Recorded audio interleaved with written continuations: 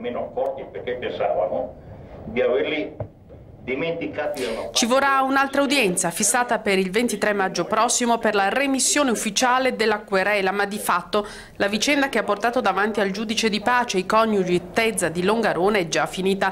Alla fine non ci sono state le scuse ma i chiarimenti fra Vincenzo Tezza e il sindaco di Longarone Pierluigi De Cesaro.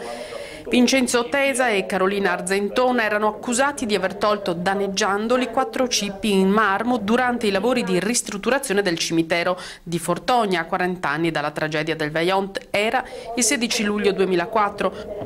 Non volevano, e lo avevano detto chiaramente, che le tombe dei loro cari venissero toccate. Quei cippi là erano appena posati là sopra. Io sono andato là, che mi ha avvisato la moglie, e ho preso i cippi e li ho messi da una parte e basta. Tutto là quello che ho fatto. Signora, lei è solidale col marito? Ma certo, anzi sono più che solidale con mio marito. Ammesso davanti al giudice di aver agito in un momento di rabbia, il sindaco di Longarone ha così deciso di rinunciare a costituirsi parte civile, azione questa che sarebbe stata intentata a solo scopo morale.